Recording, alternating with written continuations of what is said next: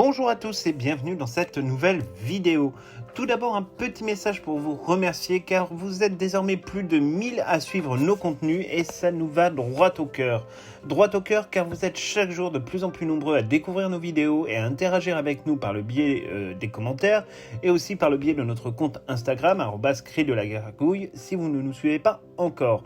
Vraiment 1000 fois merci et on va organiser très rapidement un concours pour fêter cela sur notre page Instagram. Bref, c'est parti pour notre vidéo du jour et aujourd'hui on va vous parler d'un sujet qui nous tient franchement à cœur. Vous le savez, ce sont les parcs d'attractions Harry Potter à travers le monde. En décembre, on vous faisait déjà une vidéo suite aux déclarations d'un des vice-présidents d'Universal sur l'ajout de nouvelles attractions à venir, notamment dans les parcs Universal de Floride. Malgré la crise, il y a clairement une volonté des parcs de continuer à se développer et de toujours offrir de nouvelles expériences aux visiteurs du Wizarding World. De manière assez évidente, il est vrai que pour se relancer, il n'y a pas 50 000 possibilités que de faire revenir les fans du monde entier dans les parcs pour sauver les emplois. Cette politique d'investissement va donc déboucher d'ici quelques années sur un certain nombre de nouvelles opportunités pour enrichir l'expérience des visiteurs. Pour le moment, les projets précis n'ont pas été définis évidemment, ils sont encore tenus bien secrets dans les coffres de la Warner et d'Universal et seront, comme d'habitude, publiés au compte-gouttes. D'autant plus que bon nombre de projets dépendent évidemment de la reprise des travaux du prochain parc Universal de Floride. Epic Universal, dont toute une zone est censée être consacrée au Wizarding World, n'est pour l'instant qu'à l'état embryonnaire et seuls quelques travaux ont déjà été mis en œuvre. En raison de la crise sanitaire, les travaux ont été stoppés et l'ouverture pour 2024 est reportée sine die. Le projet mettra peut-être un peu plus de temps à aboutir, mais devrait quand même aboutir au final. Les terrains sont achetés et le terrassement avait déjà commencé, ce qui dans le contexte de la Floride est déjà une grosse partie du travail, compte tenu que l'ensemble des sols sont constitués quasiment que de marécages. Bref, vous l'aurez compris, ce n'est pas tout de suite que nous allons avoir droit à un nouveau parc, mais ce n'est pas pour autant que les projets n'avancent pas, bien au contraire. Après avoir évoqué les animaux fantastiques, Harry Potter et l'enfant maudit ou encore la bataille de Poudlard, le vice-président d'Universal a confirmé qu'il n'avait absolument aucune intention de laisser les parcs du Wizarding World en l'état et de se reposer sur un monde, il est vrai, déjà fantastique en soi. Récemment, une nouvelle information a agité les professionnels des parcs d'attractions avec la possibilité de voir arriver enfin un hôtel sur le thème de Harry Potter. Nous avions déjà évoqué cette idée dans une précédente vidéo, mais elle semble aujourd'hui être en passe d'être réalisée. Il faut dire qu'en effet, si Universal veut tenir face à la concurrence de son voisin et principal concurrent, à savoir Disney World, il va falloir sacrément mettre un coup d'accélérateur pour vraiment avoir une stratégie de concurrence qui tienne la route. En effet, en Floride, à proximité de Disney Hollywood Studios, qui est le 4e parc du complexe Disney World, les travaux ont déjà bien avancé pour faire sortir de terre un hôtel d'un tout nouveau genre.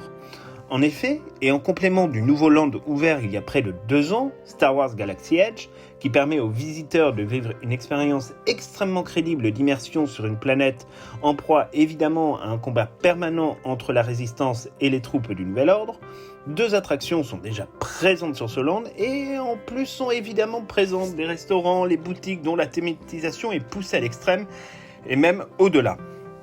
La nouvelle phase d'expansion de cette immersion va prendre pour la première fois un sens très particulier dans l'histoire des parcs, dans la mesure où c'est au travers d'un hôtel que les visiteurs vont pouvoir débuter ou poursuivre leur immersion.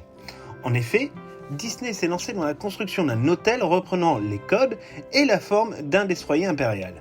Les chambres sont décorées à la manière de véritables cellules que l'on peut trouver sur un vaisseau de l'univers Star Wars. Il n'y aura pas de fenêtres dans ces dernières.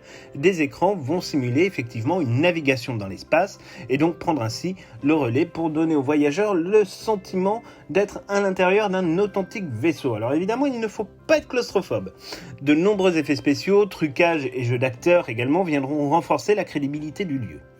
Tout dans cet hôtel devra faire en sorte de plonger le visiteur dans l'univers de Star Wars, comme croiser par exemple des Stormtroopers dans les couloirs ou encore bénéficier de restaurants et d'activités comme on n'en a jamais vu ailleurs. Le visiteur sera plongé en continu dans un univers que l'on sait déjà extrêmement riche. Après tout, qui n'a jamais rêvé de passer la nuit sur un vaisseau dans l'espace ? L'immersion ira encore plus loin lorsqu'il s'agira d'ailleurs de sortir de l'hôtel pour rejoindre le parc, puisque ce sont carrément des navettes spatiales qui seront modélisées pour vous conduire directement à une entrée dédiée à la zone Star Wars. Bref, si on est fan, autant vous dire que c'est l'expérience à vivre si vous en avez les moyens. Les séjours seront limités dans un premier temps à 2 nuits, pour un coût de plus de 2000$, ce qui en soi demeure quelque chose de particulièrement onéreux et que personne en réalité ne peut véritablement se payer dans le contexte actuel. Mais forcément, cette petite révolution, en tout cas dans le milieu de l'hôtellerie de loisirs, va évidemment avoir des répercussions. Après tout, tous les parcs d'attractions ont la même logique. La logique est de faire en sorte que les visiteurs passent le plus de temps possible sur le resort. En résumé, on vit le parc, on mange au parc et on dort au parc. Et c'est ainsi que la rentabilité de ces superstructures peut être la meilleure. Cette règle vaut pour tous les parcs, Disney en tête d'ailleurs. Universal dispose également de ses propres hôtels, même si la thématisation laisse parfois un peu à désirer.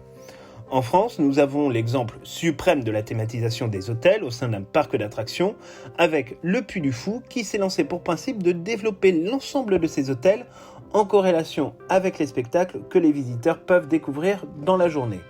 Que ce soit les îles de Clovis, la cité gallo-romaine, la forteresse moyenâgeuse ou sa toute nouvelle création 2020, le Grand Siècle, vous voyagez là aussi dans le temps grâce à une décoration, une ambiance, une thématisation générale franchement extraordinaire.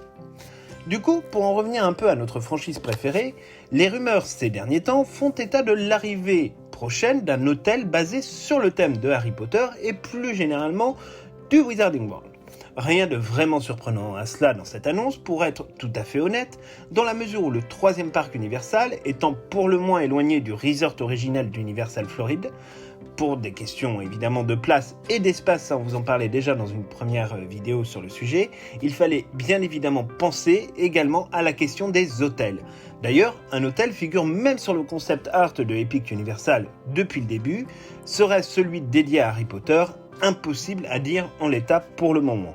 Ce qui est certain, c'est que si Universal veut se lancer dans l'hôtellerie thématisée, la franchise Harry Potter est évidemment la franchise pour réaliser ce nouvel objectif. Qui n'a jamais rêvé, après tout, de dormir au chaudron baveur, de déambuler dans un univers magique, y compris au moment du sommeil? On a envie d'imaginer avec vous à quoi pourrait ressembler une expérience aussi inédite que celle-ci.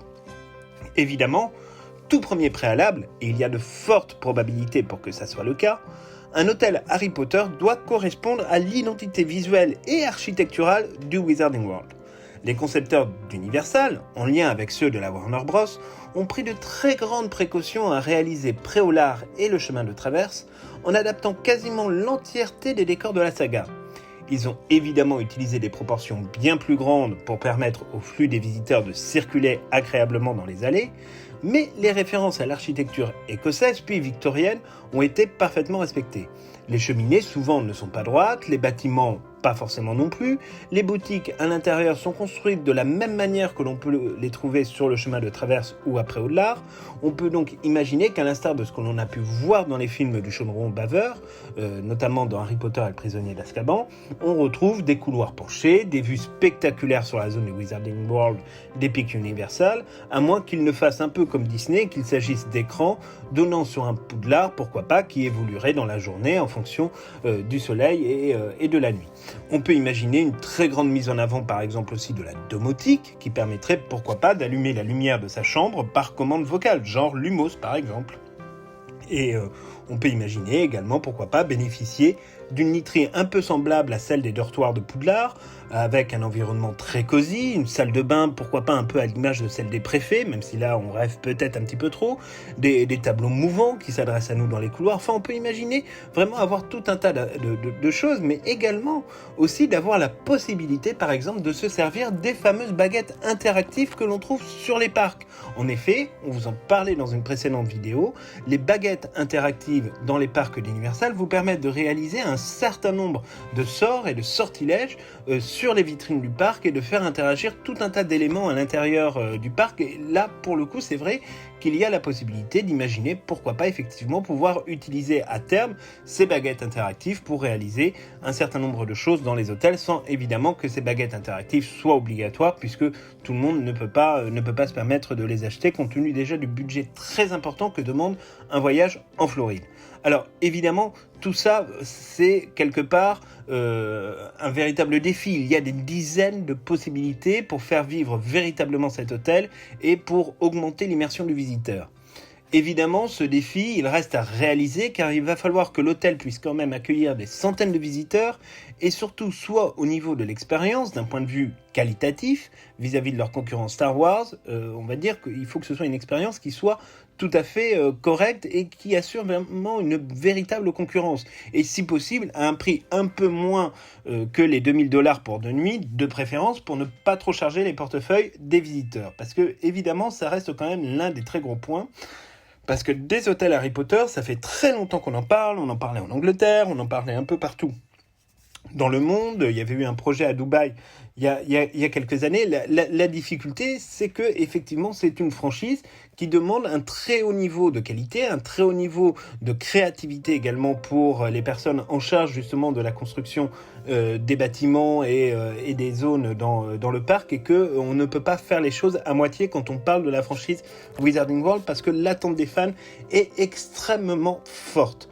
En l'occurrence, il est vrai que si certains hôtels, par exemple à Londres, s'étaient lancés un peu dans l'idée de faire des chambres Harry Potter, et on le voit aujourd'hui, il y a un certain nombre de Airbnb également qui se sont lancés sur le sujet, c'est vrai que c'est quelque chose qui n'a jamais été réalisé parce que la Warner jusqu'à présent n'avait pas vu l'opportunité effectivement de réaliser et de se lancer sur un tel chantier. Alors peut-être que maintenant que Universal s'y met, peut-être que ça donnera des idées, notamment aux abords de Leavesden, où il est vrai que plus les studios vont s'agrandir, plus il sera compliqué de ne passer qu'une seule journée, et donc faire des allers-retours entre Londres et Leavesden devient vraiment compliqué. Donc c'est vrai qu'il y a peut-être aussi une réflexion à faire autour de la présence, pourquoi pas un jour, d'un hôtel à Leavesden, afin justement de permettre aux gens de rester un peu dans cette expérience du Wizarding World et des studios.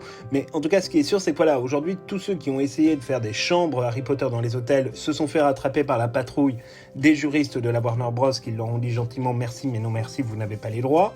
Et aujourd'hui, c'est vrai qu'il y a un certain nombre d'Airbnb que l'on peut trouver sur Internet, certains qui ont été plutôt vraiment bien réalisés. Il y a même une villa d'ailleurs qu'on peut louer à Orlando pour à peu près 2000 ou 3000 $ la semaine en fonction des saisons, ce qui reste quand même un prix extrêmement cher, mais où la thématisation a vraiment été assez extraordinaire. Et voilà, après c'est vraiment, parfois c'est de l'attrape touriste, parfois c'est quelque chose de vraiment bien fait, donc ça reste vraiment un terrain commercial encore à défricher. En tout cas, nous, cette annonce de l'arrivée d'un hôtel au Wizarding World, elle nous plaît beaucoup. Évidemment qu'on sera probablement les premiers à tenter d'avoir une place, même s'il faudra peut-être attendre 2, 3, 4 ans, 5 ans avant de pouvoir y dormir. Il faut savoir par exemple que les réservations pour Star Wars Galaxy Edge vont être pleines ou sont déjà pleines et ont été remplies en très très peu de temps pour ce qui concerne Disney World.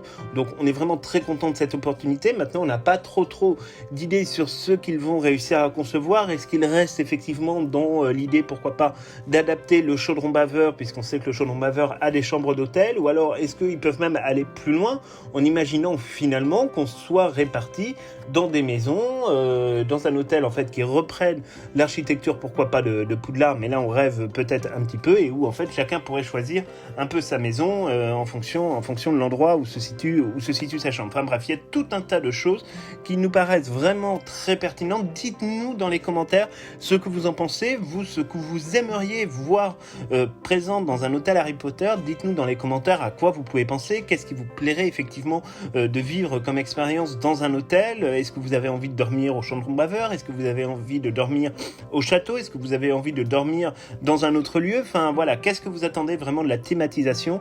Et dites-nous évidemment si cette expérience vous intéresserait, mais curieusement, on n'a pas trop de doutes là-dessus. En tout cas, pour nous, si effectivement ce projet d'hôtel est confirmé, et il semble être en phase d'être confirmé, il est évident qu'on signe tout de suite pour essayer de décrocher une nuit dans cette espèce de paradis qui permettrait effectivement de vivre une expérience complètement inédite où on pourrait aller la journée se balader à Préolard, à Poudlard ou dans la zone des Pics Universal quand elle verra le jour, et ensuite le soir rester dans cette logique du Wizarding World. Là, il est vrai que pour l'immersion, c'est quelque chose d'absolument extraordinaire. Nous, on a déjà testé des hôtels thématisés, et notamment au Puy du Fou, et c'est vrai que l'expérience finalement de ne pas trop quitter cette ambiance du parc et du voyage dans le temps nous avait beaucoup plu, donc là-dessus, on ne peut être que positif. Pour ce qui est de l'hôtel Star Wars, on vous cache pas qu'on va attendre un petit peu avant de débourser plus de 2000$ pour passer seulement 2 nuits, aussi superbe qu'a l'air cet hôtel, même si les chambres nous semblent quand même relativement un peu petites sur les concept art que l'on a pu voir jusqu'à présent. Voilà, donc c'est tout pour cette nouvelle vidéo, on espère vraiment qu'elle vous aura plu. N'hésitez vraiment pas à nous dire en commentaire ce que vous attendez d'un hôtel Harry Potter et si vous avez envie un jour d'y dormir. On se retrouve dès samedi pour une toute nouvelle vidéo, probablement sur un objet de collection cette fois-ci, et on espère véritablement encore vous retrouver toujours plus nombreux sur notre chaîne. N'hésitez pas à vous abonner si vous nous rejoignez, et encore merci de nous rejoindre, et vraiment on se retrouve très rapidement pour un nouveau concours sur notre compte Instagram @créedelagargouille, et donc pour une nouvelle vidéo samedi. À très bientôt.